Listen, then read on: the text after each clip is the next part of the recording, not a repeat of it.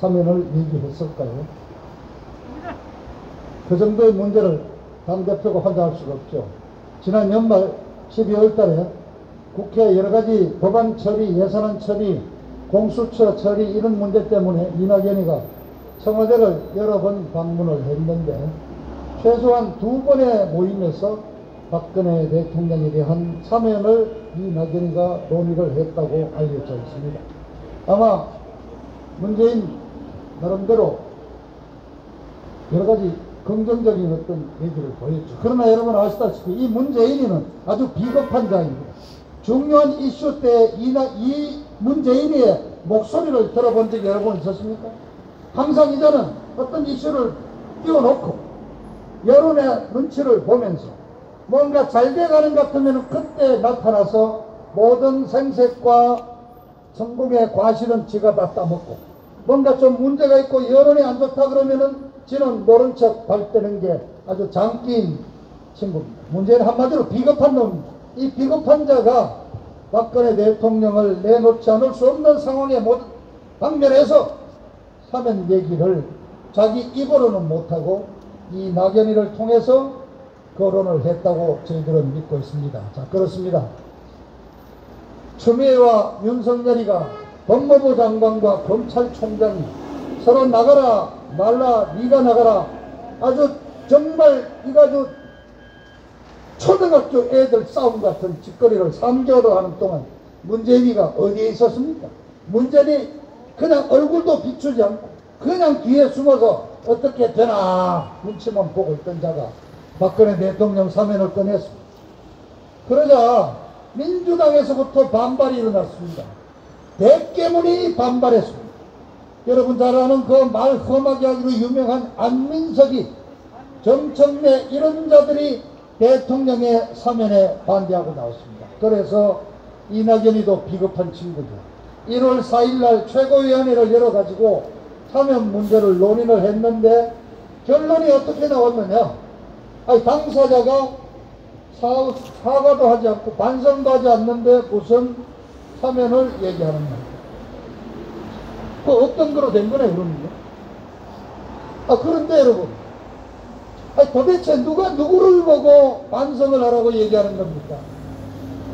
열심히 일하고 있는 대통령을 날치기로 탄핵시키고 불법으로 잡아놓은 나라를 정권을 찬탈해간 이 강도들이 강도짓을 해놓고 강도 피해를 당한 사람 보고 사과하고 반성하라고 요구를 해.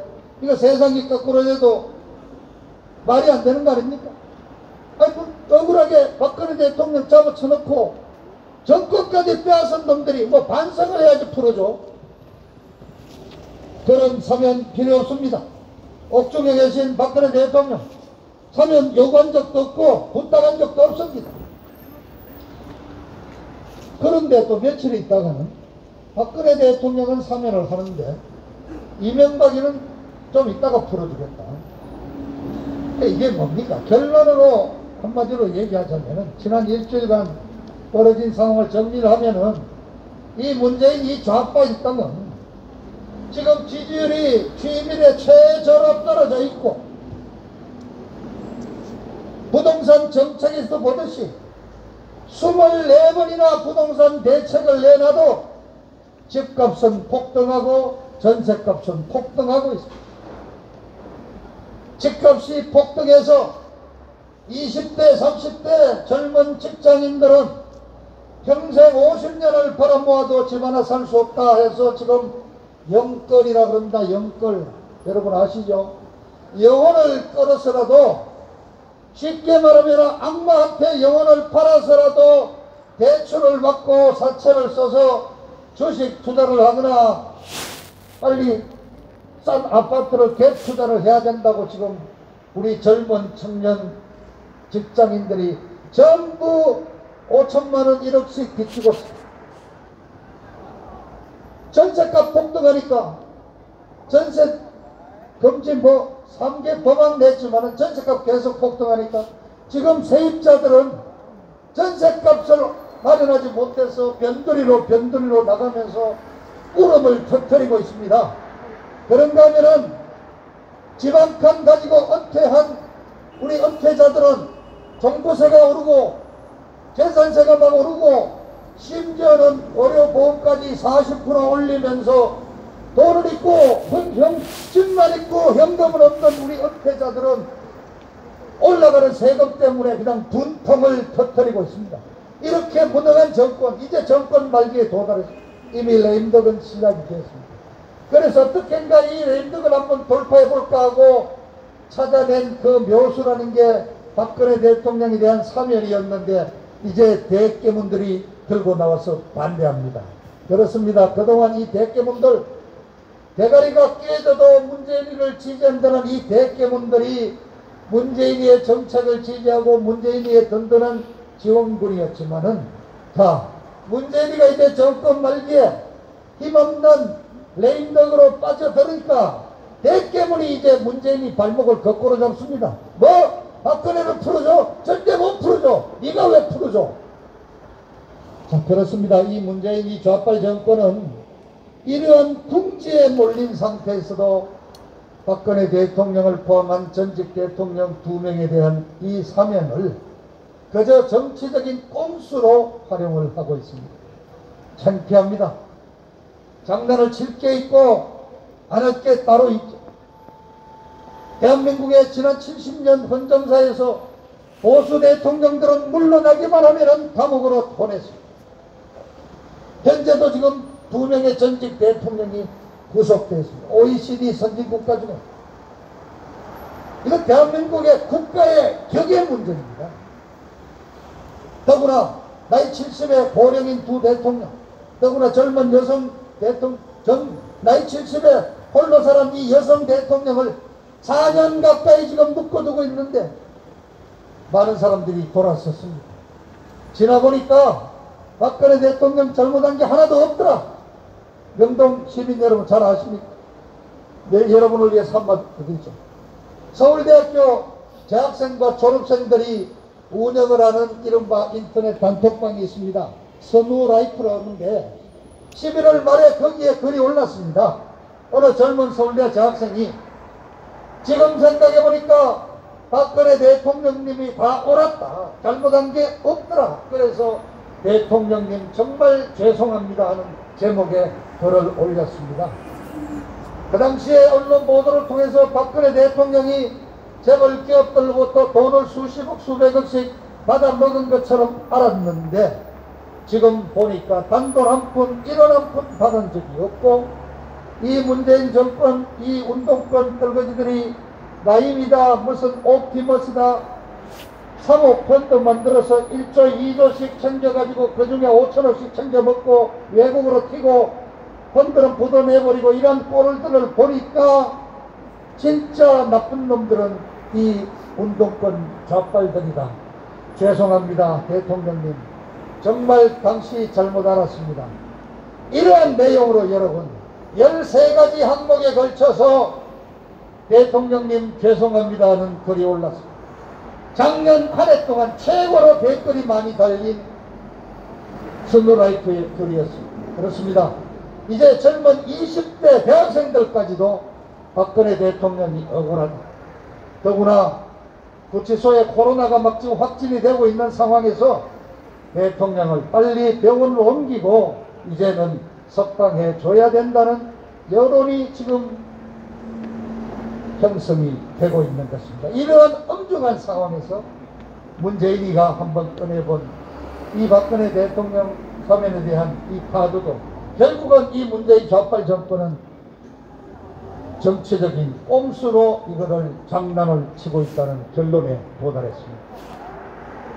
이렇게 된 계기가 된 것이 다음 주 금요일 1월 14일 오전 11시에 대법원이 박근혜 대통령 사건에 대한 파기환송이 다시 올라온 데 대한 최종 선고를 하도록 되어 있습니다. 그렇게 되면은 형이 확정될 것으로 대충 예상을 하고 있고요. 그래 되면 형이 확정이 되니까 문재인이가 사면에 자격이 생기고 그래서 뭐 빠르면 음력설이나 아니면은 3일절에 맞춰서 역대 정권이 사면을 단행을 해왔으니까 사면을 할 수 있지 않을까, 이렇게 얘기가 됐던 겁니다. 바로 그런 점에서 저희 오이 박사는 오늘 박근혜 대통령 사면 다음 주에 있을 선거 공판에 관하여 분명한 입장을 표명하겠습니다. 첫째, 사면 논의는 지금 현재 부적절하다.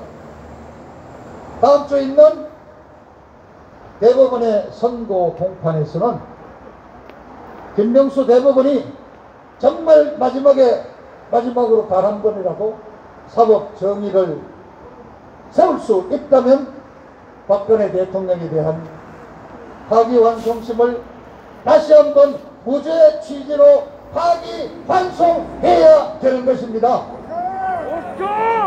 박근혜 대통령에 대한 탄핵은 국회에서 탄핵 절차부터 전부 원천무효. 복잡하게 설명하지 않아도 박근혜 대통령을 탄핵시킨 12월 9일 대한민국 국회는 탄핵에 관련된 절차를 전혀 지키지 않았습니다. 국회 차원의 별도의 범죄 혐의에 대한 조사가 없이 신문기사 15건과 최순실이 공소장을 가지고 박근혜 대통령에 대한 단 한 번의 서면 조사도 없이 대통령을 탄핵시켰습니다.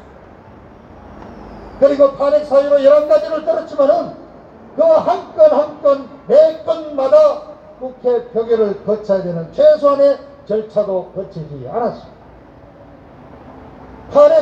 탄핵을 결정한 헌법재판소, 한마디로 말해서 그 국회가 주장했던 그 개정목은 전부 탄핵 사유가 되지 않는다고 기각을 하면서 헌법을 지킬 의사가 없다는 이유로 해임을 선고했습니다. 아니, 헌법을 지킬 의사가 있는지 없는지 저들이 박근혜 대통령 마음속에 들어갔다 나왔습니까? 그게 엑스레이나 MRI 찍으면 그냥 나오는 겁니까? 헌법 84조는 대한민국의 대통령은 외환 또는 내란의 혐의가 없는 한 임기 중에 형사상 소출을 할 수 없도록 되어 있습니다. 여러분에게 묻습니다. 차 안에 계신 여러분, 박근혜 대통령이 나라를 팔아먹었습니까? 박근혜 대통령이 반역죄를 시도했습니까? 헌법 84조가 엄연히 살아있는 한 박근혜 대통령에 대한 헌법재판소의 탄핵도 원천무효. 그리고 그 이후에 벌어진 수사와 불법 구속은 전부 다 한마디로 말해서 정권을 찬탈한 이 문재인 좌빨 정권에 아주 잔인한 정치 보복에 지나지 않는 것입니다. 아주 지독하고 잔인한 정치 보복일 뿐입니다. 지난 3년 동안 재판을 했는데 그래 박근혜 대통령이 단돈 1원 자기 주머니에 챙겼습니까? 없지 않습니까?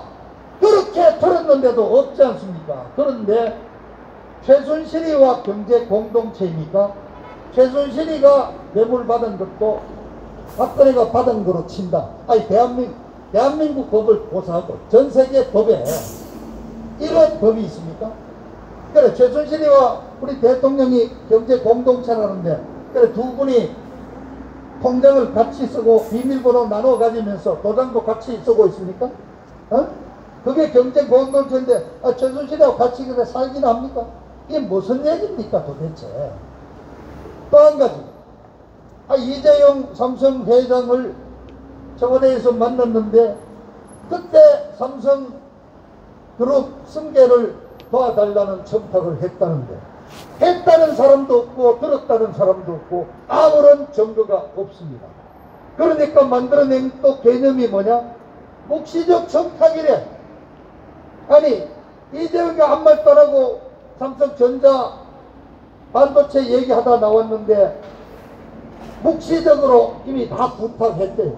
아니 도대체 이러한 법률이 전 세계 어느 형법에 있습니까? 대부분의 재판은 묵시적인 청탁이라는 것과 경제 공동체라는 아주 허황된 가설에 입각해서 30년형을 선고했습니다. 자, 이제 무죄입니다. 그래서 저희들 오이 박사는 분명히 얘기합니다. 오는 1월 14일 대법원의 재판은 무죄 취지로 다시 한번 판결을 해서 고등법원으로 다시 내려보내는 것이 바로 옳은 일입니다. 사법부가 대법원이 사법 정의를 실현하는 것입니다. 그래 어떤 사람이 얘기해. 그러면은 야 박근혜 대통령 또 못 나오고 또 감옥에 있어야 됩니다. 그렇지 않습니까? 박근혜 대통령에 대한 구속 만기는 벌써 지났습니다. 1심 6개월, 2심도 6개월 최장, 3심도 6개월. 대한민국 국민이라면은 1년 6개월 안에 법원의 재판을 받도록 되어 있고, 그동안 재판이 끝나지 않으면은 즉각 석방된 상태에서 재판을 받아야 합니다. 우리 명동을 지나시는 우리 서울 시민 여러분, 박근혜 대통령 오늘자로 1381일째 의원구치소 독방에 갇혀 있습니다. 만 3년 10개월을 지금 불법 감금되어 있습니다. 재판 만기일 1년 6개월을 벌써 지나고도 2년이 넘었습니다. 박근혜 대통령은 형집행정지라는 절차로 석방될 수 있는 방안이 있습니다. 형집행정지 절차를 즉각 내려야 합니다. 형집행정지를 내릴 수 있는 권한을 가진 자는 누구냐? 바로 윤석열입니다.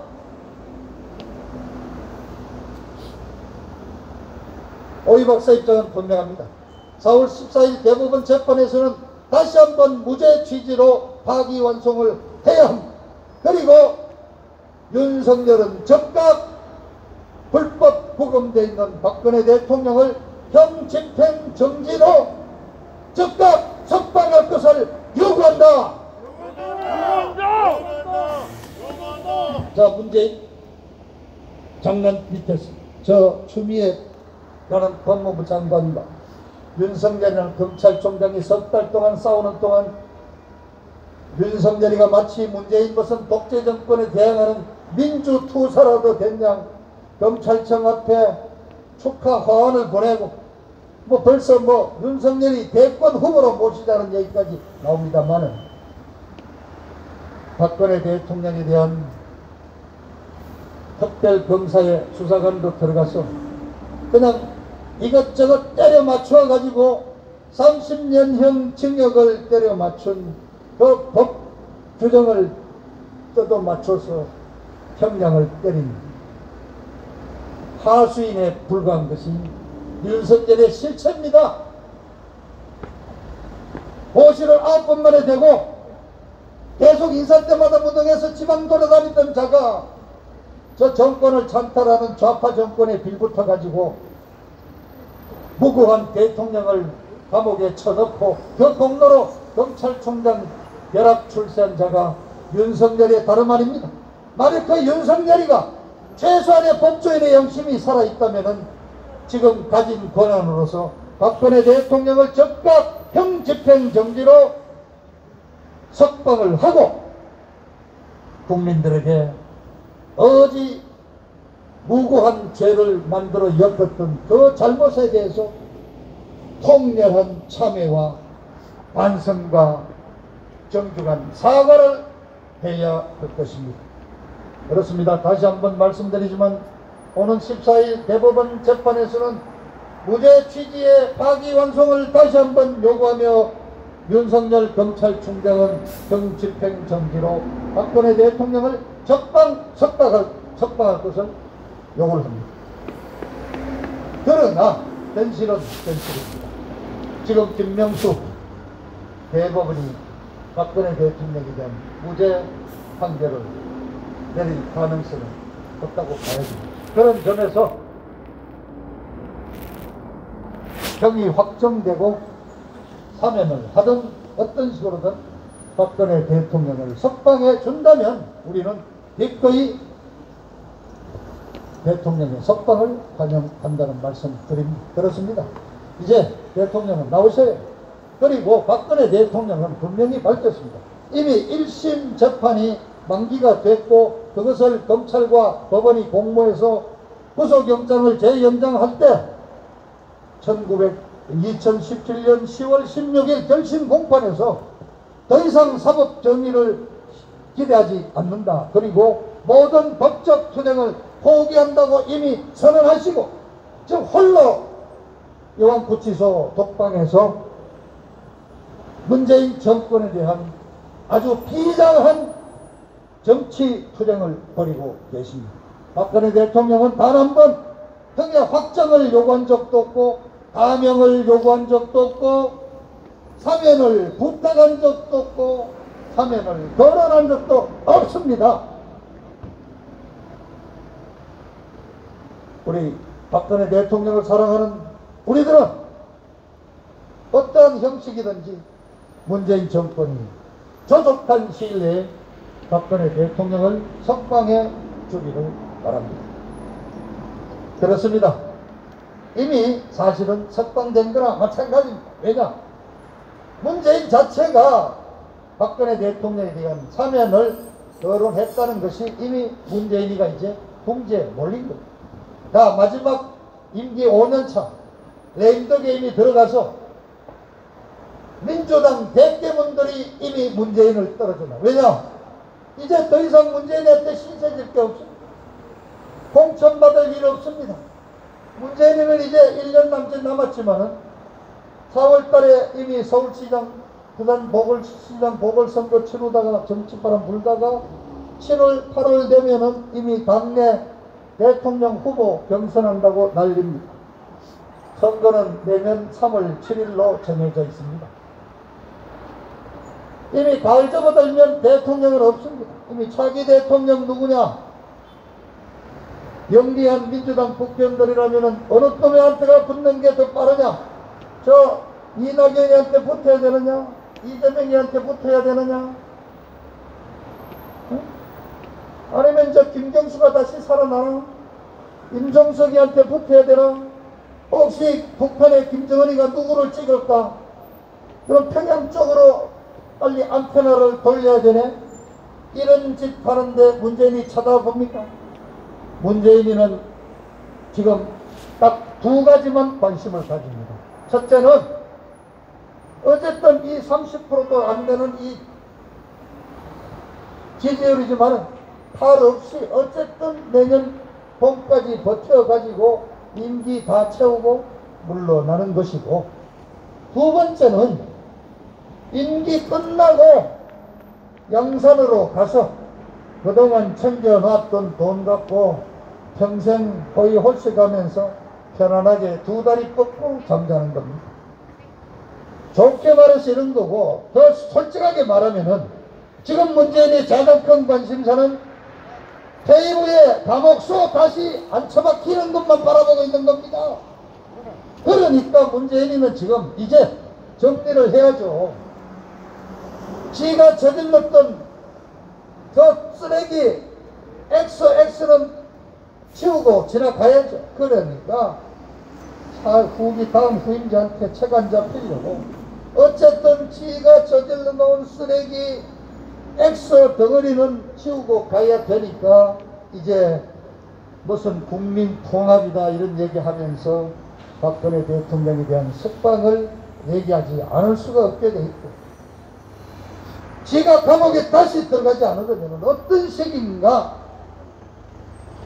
지도 반성하는 모습을 보여야 되니까 그게 결국은 박근혜 대통령에 대한 사면이라는 말로 표현이 되는 것입니다. 그렇습니다. 우리는 이제 기다림. 며칠 전 연예가 또 유영하 변호사를 통해서 박근혜 대통령이 유영하 변호사가 지금 연초부터 사면 얘기가 나와서 있습니다 했더니 그러냐고 그냥 알았다고 대답도 안 하고 그냥 그렇습니다.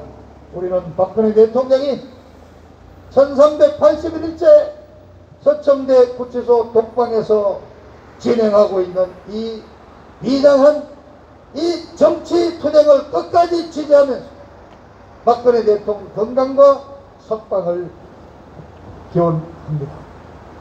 여러분, 애국 시민 여러분, 우리 서울 시민 여러분, 오늘로 1381일째 감옥에 계시는 박근혜 대통령이 설 전에 풀려 나와서 떡국이라도 한 그릇 드실 수 있도록 여러분 기도해 주십시오.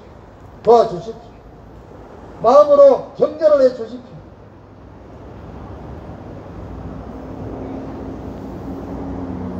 마지막으로 며칠 사이 우리 애국 동지들 미국에서 벌어진 사건을 보고 마음이 많이 그렇습니다. 저도 힘이 빠졌습니다. 트럼프 대통령은 11월 3일 날 그냥 대놓고 저지른 저 민주당과 글로벌리스트들에게 포섭된 워싱턴의 그 기득권 부패 세력들의 부정행위를 바로 잡고 위험에 빠진 자유민주주의 체제를 지키기 위해서 11월 3일 이후로 정말 장렬한 투쟁을 벌여왔습니다. 그런데 우리 시간 1월 7일 새벽 상하원 그 의사당에서 벌어진 상황을 보면서 정말 통탄스러웠습니다. 그런데 우리는 데자뷰를 보았습니다. 2016년 12월 9일 대한민국 국회에서 벌어진 것과 똑같은 일들이 미국 국회의사당에서 벌어졌습니다.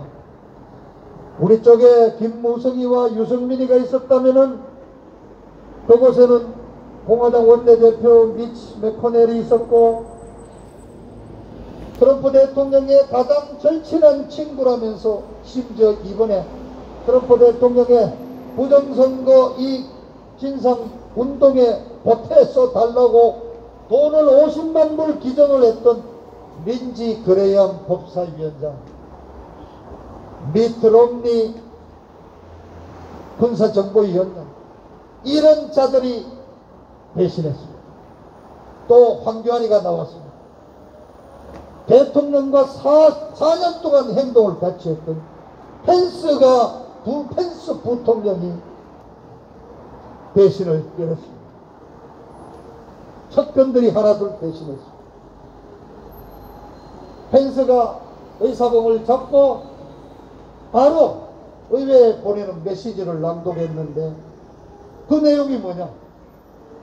나는 상원 의장으로서 분쟁지역의 선거인단 명부를 바꾸거나 뒤집어 할 수 있는 권한이 헌법으로부터 제약을 받고 있다. 나는 없다 그런 거 나는 사용을 하겠다 이렇게 발표했습니다. 바로 시작하자마자. 바로 그 순간 트럼프 대통령의 연설을 듣고 있던 150만 정난 미국 시민들이 바로 의사당으로 몰려가기 시작했습니다. 결국 밤을 새우고 이 워싱턴의 부패한 세력, 한국과 똑같았습니다. 여야가 공화 민주의 구별이 없었습니다.